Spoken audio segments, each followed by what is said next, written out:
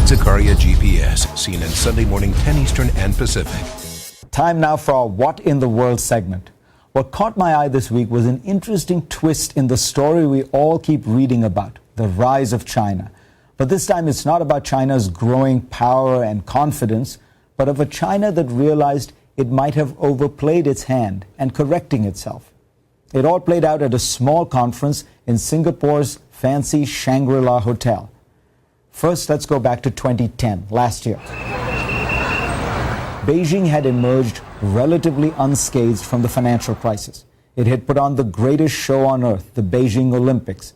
Countries from around the world were courting it like never before. And then China's confidence turned into overconfidence, even arrogance.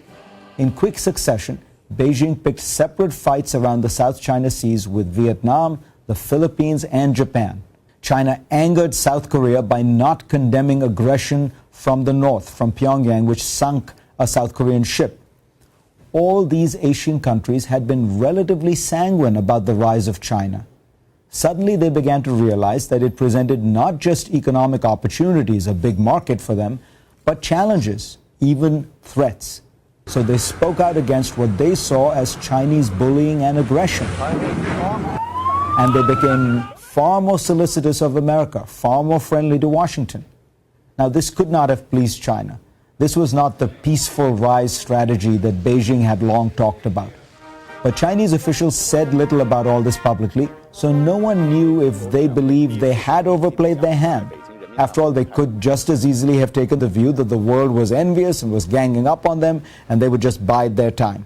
Which brings us back to that hotel in Singapore. Every year for the last 10 years, the Shangri-La Dialogue is the place where defense representatives from 28 Asia-Pacific nations meet. For the first time ever, China sent its defense minister, General Liang Guangli.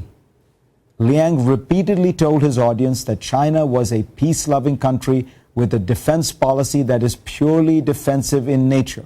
So we constructed a word cloud around his speech. The words he used the most appear biggest on your screen. Liang focused on cooperation, peace, and security. The speech was a clear affirmation of the peaceful rise strategy that had also been affirmed by China's top foreign policy official. But to hear it from the military, which is far more hawkish, was something quite new. China's neighbors were still nervous. At the same summit, the defense secretaries from the Philippines and Vietnam both said they were worried about maritime challenges from other countries. Of course, they meant China. And their words were bolstered by rare anti-China demonstrations in Hanoi and Ho Chi Minh City. Now, U.S. Defense Secretary Robert Gates also attended the Shangri-La Dialogue.